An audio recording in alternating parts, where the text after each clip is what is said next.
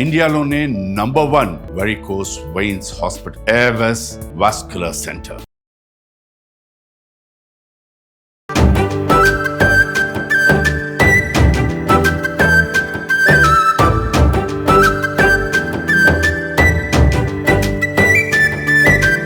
నమస్తే రమగారు. నమస్తే జయ. నమస్తే అండి. రమగారు, మనకి వినాయక చవితి అనగానే బొజ్జగన్నపైకి ఫస్ట్ చేసేది ఉండ్రాళ్ళు, కుడుములు. కుడుములు. మనం చేసాము గతంలో కూడా, మళ్ళీ ఇంకొకసారి మన ప్రేక్షకులందరి కోసం కూడా చేసి చూపిద్దామండి.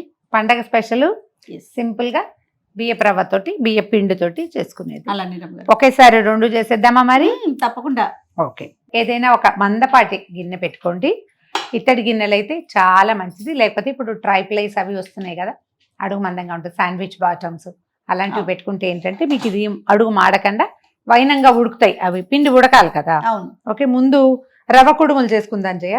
వీటికి బేసిక్ పొద్దున్న నిద్ర లేవగానే తలంటి పోసుకోగానే ఫస్ట్ చేయాల్సింది, ఒకవేళ గారెలు వేసుకుంటే గారెల పప్పు నానబెడతాం కదా, అట్లాగే శనగపప్పు నానబెట్టి పక్కన పెట్టుకోండి. అది ఎంత కావాలి మనకి, మనం చేసే దాన్ని బట్టి. ఒక గ్లాస్, నా చేతి సైజ్ చూడండి. ఉజ్జి గ్లాస్ అయితే ఒక 2-3 స్పూన్లు, పెద్ద గ్లాస్ అయితే ఒక పావు గ్లాస్ అయినా నానబెట్టుకోండి. ఇప్పుడు ఇందులో చూడు నానబెట్టి పెట్టాము. ఇది ఉండ్రాళ్ళకి కుడుములకి రెండిటికి మనకి శనగపప్పు కావాలి. ఆ గ్లాస్తో 2 గ్లాసులు నీళ్ళు పోయి మొదట. నానిన శనగపప్పు అయితే తేలిగ్గా ఉడుకుతుందండి, రవ్వ తొందరగా ఉడికిపోతుంది. శనగపప్పు ఉడకదు, పచ్చి పచ్చిగా ఉండిపోతుంది. ఆ పచ్చి లేకుండా ఉండడం కోసం నానబెట్టాలన్నమాట. నిండుగా పోయి చేయ. మనం ఏ కొలతతో చేయదలుచుకున్నామో ఆ కొలతతోటి 2 కొద్దిగా పావు నీళ్ళు పోయండి, సరిపోతుంది. ఇప్పుడు ఈ నీళ్ళు పెట్టగానే నానబెట్టి పెట్టుకున్నాం కదా, ఆ శనగపప్పుని ఒకసారి శుభ్రంగా కడిగేసి ఇందులో వేసేద్దాం. మొత్తం వేసేస్తారా? మొత్తం పట్టదు, మనం చేసే పదార్థాన్ని బట్టి అని చెప్పాను కదా. పెద్ద గ్లాస్ అయితే బాగా 2 సార్లు 2 గుప్పెలు పడతాయి. ఇప్పుడు మనం వేసేదేమో చిన్న గ్లాస్ రవ్వ చేస్తున్నాం కదా, చాలు. పప్పు ఎక్కువైపోతుంది. అదేనండి. నీళ్లు మరిగి ఈ లోపల నిదానంగా ఏంటంటే ఈ శనగపప్పు నానిపోయి ఉంది కదా, అది కొంచెం ఉడుకు పడుతుంది, సరిపోతుంది. నీళ్ళు మరగనిద్దాము. ఓకే. నీళ్లు బాగా తెరులుతున్నాయి చూసావా, శనగపప్పు కూడా ఉడుకు పట్టింది. మనం రవ్వ పోసాక మిగిలిన పప్పు ఉడుకుతుంది. అట్లా సిమ్లో పెట్టండి. దీనికి సరిపడా ఉప్పు వేసేద్దాము. జనరల్గా ఈ పప్పు ఉప్పు వేస్తే పప్పు ఉడకదు లాంటి భావాలు వస్తాయి కదా, కానీ మనం ఉండ్రాళ్ళకి ఉప్పు ఎప్పుడు వేస్తాము, రవ్వ అంతా ఉడికాక వేసామనుకోండి, అప్పుడు ఈవెన్ గా కలవదు. ఓ చోట ఎక్కువ ఓ చోట తక్కువ ఉంటుంది. శనగపప్పు నానింది, అది మీరు పెసరపప్పు అయినా మనం దేంట్లో అయినా నానితే ఉడికిపోతుంది. జస్ట్ ఒక ఉడుకు వస్తే చాలు కదా రమ్మగారు. చాలు, చాలు. ఉప్పు సరిపడా వేయటం. ఓకే. ఓకే.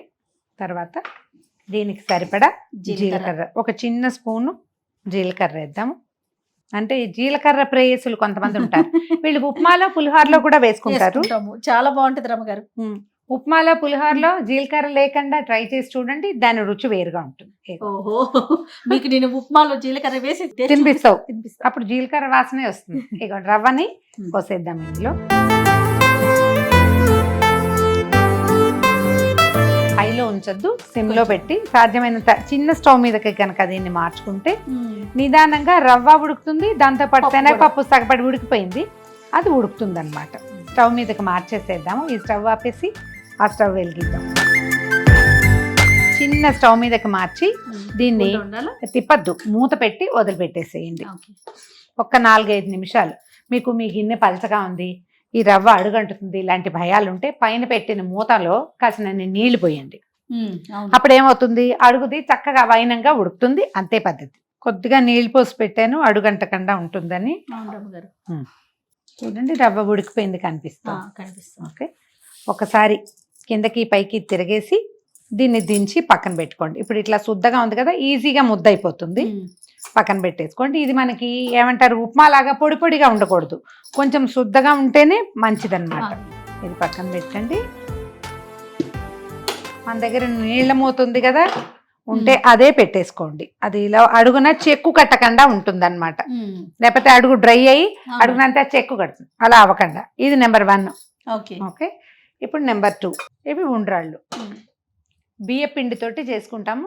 దీంతో ఈ పిండి కనుక మనం ఏమంటారు అప్పాల పిండిలాగా ఉడకబెట్టి పక్కన పెట్టుకుంటే మీరు ఇట్లా చేత్తో చేసే కుడుములు చేసుకోవచ్చు, ఉండలు చేసి ఉండ్రాళ్ళ పాయసం చేసుకోవచ్చు, లేదా చిన్న బిళ్ళల్లాగా చేసి లడ్డువారీలు అంటారు. ఆ, ఏదైనా చేయొచ్చు. ఒకే పిండితో 3 షేపుల్లో చేసి పెట్టి నివేదన చేసే పద్ధతి కూడా కనపడుతుంది. నేను చేశాను నిరుడు. ఒకే పిండితో చేయాలన్న నియమం ఏంటంటే బియ్య పిండే ఇంపార్టెంట్ కాబట్టి ఏ షేప్ మీకు నచ్చితే అది చేసుకోండి. వాటితో జిల్లేడికాయలు చిన్నగా ఇట్లా పాలకాయల్లాగా అవి కూడా చేసి నివేదన పెట్టచ్చు, మన ఇష్టం.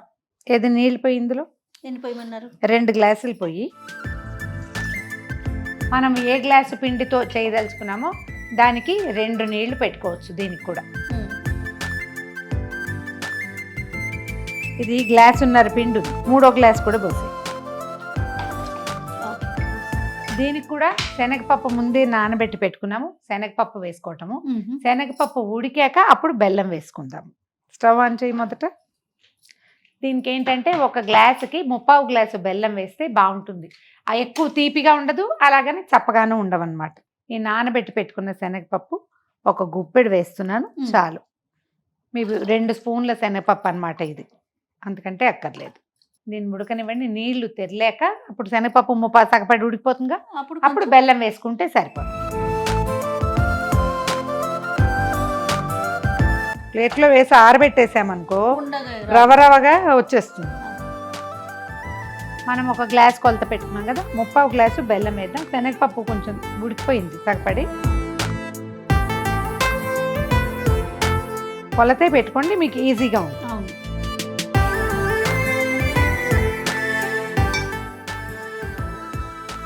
బెల్లము కరిగితే సరిపోతుంది. దీంట్లో ఏంటంటే 1 చిటిక ఉప్పు, చిటికే కొంచెం 4-5 ఏలక్కాయలు కొట్టేసి ఆ పొడి వేసేసేయండి.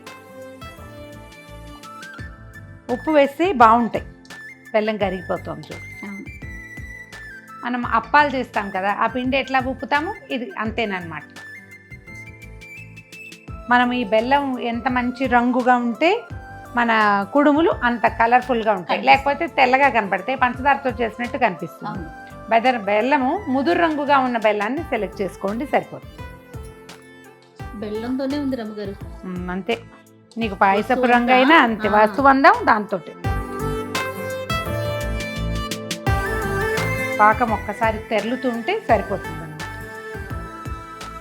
1 చిటిక ఉప్పు, 1 5-6 ఏలక్కాయల పొడి, కొద్దిగా నెయ్యి వేయండి. ఇది మనకి చేతికి అంటుకోకుండా రావడానికి అన్నమాట. 1 స్పూన్ వేస్తే సరిపోతుంది. మీకు నాకమల్లే నేతి రుచి పాకం కనుక ఉంటే ఇంకో 4 వేసుకోండి. మనం నెయ్యి వేసాం కాబట్టి ఉండకట్టదు. నెయ్యి వేయటానికి ప్రధానమైనది ఏంటంటే 1 వాసన గుమగుమలాడుతూ ఉంటుంది, 2వది ఈ పిండి ఉండలు గట్టిపోకుండా ఉంటుంది అన్నమాట. లేకపోతే ఉండలు గచ్చకాయలు అవుతుంది. పోసేయండి, చకచక తిప్పేయండి. మొదట చూసినప్పుడు మీకు ఇది ఇంత పలచగా ఉంది ఎలాగరా దేవుడా అనిపిస్తుంది, ఏం కాదు, చల్లారితే సెట్ అవుతుంది. ఇత్తడి గిన్నె పెట్టుకుంటే ఏంటంటే మీకు నిమిషంలో ఇది మాడిపోకుండా అడుగంటిపోకుండా కొద్దిగా తాపీగా వైనంగా ఉడుకుతుంది వస్తువు. మనం కొంచెం శనగపప్పు నానబెట్టాం. తెలంగాణ ప్రాంతంలో పచ్చి శనగపప్పే వేసేస్తారు. ఓకే, ప్రాంతాల వారీగా వాళ్ళ అలవాటు చిన్న చిన్న మార్పులు ఉంటాయి. ఏంటంటే ఇప్పుడు దీన్ని కొద్దిగా ఈ పిండిని 1 చెంచాతోటి విడిగా తీసేసి, రంగు బాగా కనిపిస్తుంది. 5 నిమిషాలు మూత పెట్టి స్టవ్ మీదే ఉండనివ్వండి. 5 నిమిషాలే, అంతకంటే అక్కర్లేదు. స్టవ్ పెద్దది అనుకుంటే పక్కన స్టవ్ మీదకి మార్చుకోండి. మనం కూడా మారుతాం చేయ.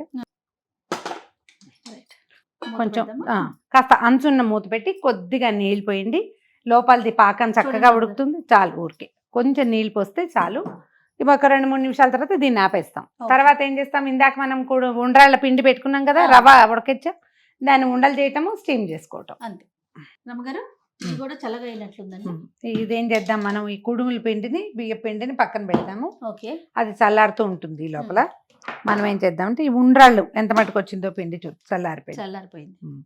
దీన్ని మనకు కావాల్సిన సైజుకి ఉండలు చేసుకోండి. ఇది ఇట్లా కొద్దిగా తడిచేయి చేసుకోవచ్చు, ఏం తప్పలేదు, ఓకే, పనికొస్తుంది.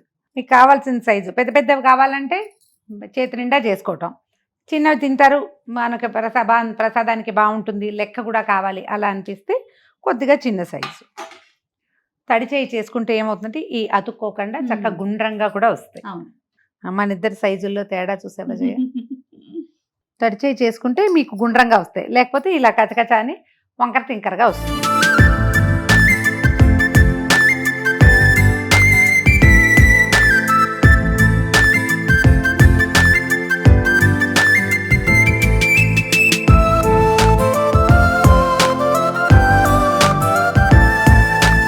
ఉండలు చేసి పెట్టుకున్నాము ఉండ్రాళ్ళని, వీటిని స్టీమ్ చేసుకోవాలి, అంటే ఆవిరి పట్టాలి.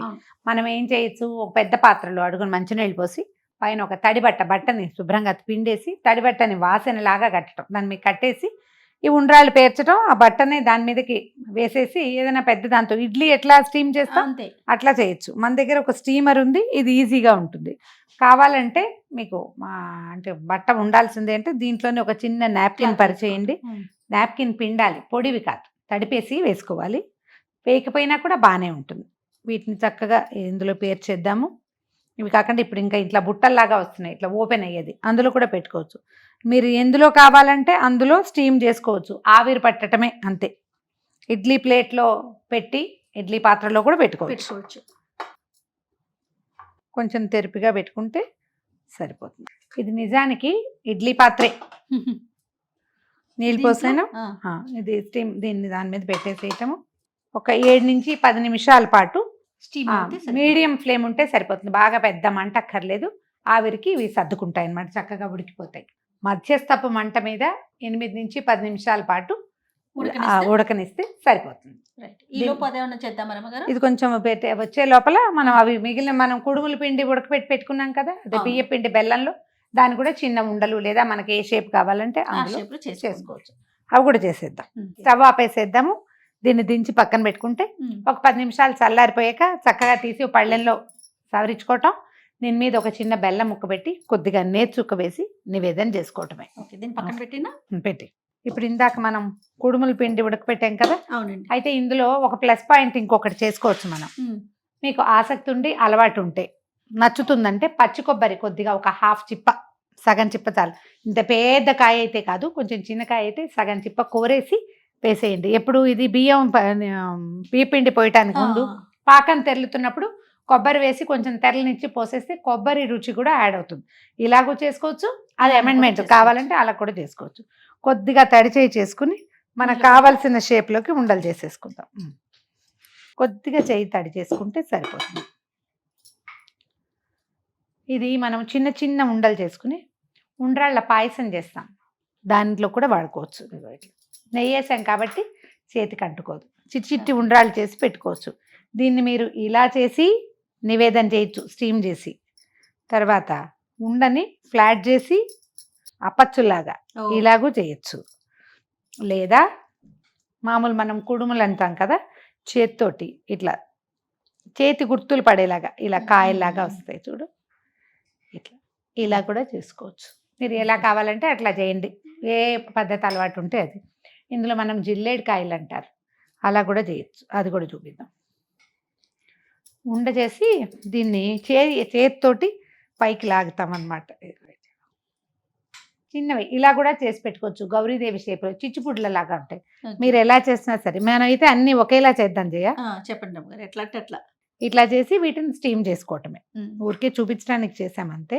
ఇట్లా చేసి కొద్దిగా చేతికి సరిపడా పిండి తీసుకుంటే సరిపోతుంది. ఈ స్టీమ్ చేసేటప్పుడు ఆ నీళ్లు పొంగి పైకి వచ్చేయకుండా కొద్దిగా మీడియం ఫ్లేమ్లో కనుక స్టీమ్ చేసామంటే ఇవి ఆరిపోతాయి జయ, చక్కగా ఇంకొక రోజు కూడా నిలవ ఉంటాయి. తీపి మరింతగా తీయగా కావాలి ఉడికిన తర్వాత అంటే 1/4 కప్పుకి ఇంకొంచెం పెంచుకోండి బెల్లం, లేకపోయినా బాగుంటుంది. ఇట్లా కూడా ఊరికే అది వేడిగా ఉంటే మన చేయి కాలకుండానే మనం తడి చేసుకుంటున్నాం అన్నమాట. మనం ఏ పాత్రలో నివేదన పెట్టుకుంటామో అందులో చక్కగా వీటిని ఏర్పాటుగా పెట్టేసి కొద్దిగా నెయ్యి వడ్డించి పైన కొంచెం వేసి నివేదనకి ఇచ్చేసుకోవాలి. ఉండ్రాళ్ళు రెడీ, చక్కగా అయిపోయినాయి. నెక్స్ట్ మళ్ళీ స్టీమర్ పెట్టుకుందాం. మీద పెట్టు, చూడండి నీళ్ళు సరిపోతాయా? కొద్దిగా కొంచెం నీళ్ళు పోద్దాము.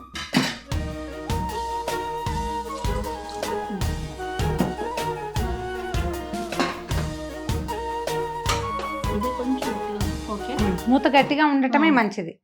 మనం ఇలా చక్కగా ఈ షేప్లో ముఠీల్లాగా ఏమన్నా దాన్ని ముఠియాలు అంటారు, ఈ చేత్తో చేసేవి గవర్నమెంట్ ఇల్లు చేస్తాం కదా. గోరుమిట్టిలేమో గోరు ఇట్లా ఇట్లా ఇట్లా అంటారు కదా. వీటిని మళ్ళీ ఇంక ఎందులో స్టీమ్ చేయదలుచుకున్నా అందులో, ఒకవేళ మీరు మామూలు బట్టతో చేయదలుచుకుంటే పాత్రకి ఒక తడి బట్టని వాసన కట్టి ఇవి చక్కగా పేర్చేయటం, పైన ఒక చిన్న మళ్ళీ ఆ మడతని పైకి వేసి కొంచెం డోమ్గా ఉండేది ఇట్లా బౌల్ లాగా ఉండేదాన్ని మూత పెట్టి ఒక 5 నుంచి 10 నిమిషాల లోపే సరిపోతుంది. వీటిని ఇందులో పెట్టేద్దాము.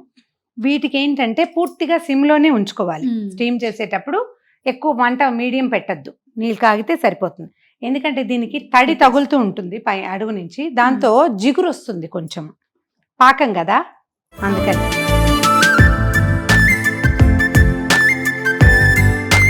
ఒకదాని మీద ఒకటి ఎక్కకుండా సర్దేస్తే బాగుంటుంది. చక్కగా సర్దేయటం, మూత పెట్టేసి స్టవ్ ఆన్ చేయండి. ఎక్కువ మీడియం కంటే తక్కువ ఫ్లేమ్లో ఉంచుకుంటే సరిపోతుంది. ఒక 8 నిమిషాలు అట్లా స్టీమ్ చేస్తే సరిపోతుంది. సో ఉండ్రాళ్ళు అండ్ కుడుములు రెడీ అయిపోతాయి. మన కుడుములు ఎలా ఉన్నాయో చూద్దాం. చేయ మూర్తి అది ఉండ్రాళ్ళు కుడుములు చేసుకునేటప్పుడు ఈ రవ్వ మనమే ప్రిపేర్ చేసుకోవటం, ఈ పిండి మనమే చేసుకోవటం. తడి పిండితోటి చేసిన కుడుములు ఇంకా ఎక్కువ మృదువుగా ఉంటాయి. అంటే పొద్దున్నే లేచి బియ్యం నానబెట్టేసి శుభ్రంగా కడగటం, 2 సార్లు నీళ్ళు పోసి నానబెట్టి ఒక 2 గంటలు, గంటన్నర నానితే మిక్సీలో వేస్తే చక్కగా మెత్తటి పిండి వస్తుంది. ఆ మెత్త పిండితోటి, తడి పిండితోటి చేసిన కుడుములు ఇంకా ఎక్కువ రుచిగా ఉంటాయి. మీకు అవకాశం ఉంటే అది చేసుకోండి. కొబ్బరి కూడా వేసుకోండి, అదొక వేరే రుచి వస్తుంది కావాలంటే. తర్వాత రవ్వ కూడా బియ్యం ఒకసారి కడిగేసి తడి పొడి కడగటము, కడగంగానే ఒక టవల్లో పోసి తుడిచేసేయాలి. కొద్దిగా ఒక పొడిగా అయ్యేలాగా, పూర్తిగా పొడి కాదు, ఒక మాదిరిగా అవుతుంది. దాన్ని కూడా మనం మిక్సీలో వేసి కొంచెం విప్ చేసి నిదానంగా గ్రైండ్ చేస్తే చక్కగా రవ్వ వస్తుంది. ఆ రవ్వతోటి చేసినా కూడా బాగుంటుంది. తర్వాత ఇలా మనం స్టీమర్ పెట్టామనుకోండి, ఏదైనా గిన్నెలో వేసి పెడితే తడి వచ్చి ఉండ్రాళ్ళ మీద కుడుముల మీద పడిపోతుంది. అదే మీరు బట్టతోటి కవర్ చేస్తే తడి రాకుండా ఉంటుంది. ఈ 2 టిప్స్ జ్ఞాపకం పెట్టుకోండి. మా వెసులుబాటు కోసం మేము ఇందులో చేసాం, కానీ మీరు అలా కూడా చేయొచ్చు. కొద్దిగా చల్లారి మూత తీసి వదిలిపెట్టేస్తే ఇది మనకి చల్లబడిపోతుంది. అప్పుడు ఈజీగా తీసుకోవచ్చు. అప్పుడు అతుక్కునే సమస్య ఉండదన్నమాట.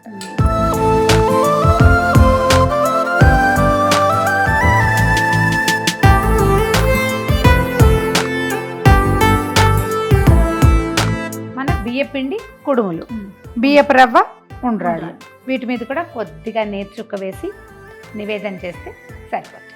ఈ వినాయక చవితికి ఇంట్లోనే స్వయంగా మీ చేత్తోటే బజార్ నుంచి తేకుండా, వేరే వాళ్ళ ఏ సహాయము పెద్దగా ఆశించకుండా సింపుల్ ప్రయత్నంతో మీరు ఉండ్రాళ్ళు కుడుములు చేసుకోవచ్చు. వీటితో బుజ్జివి చేసి చిన్న చిన్న ఉండలు చేసి వాటిని పాయసంలాగా కూడా చేసుకోవచ్చు. మన ఛానల్లో ఒక వీడియో ఉంది, ఉండ్రాళ్ళ పాయసం, అది ట్రై చేసి చూడండి.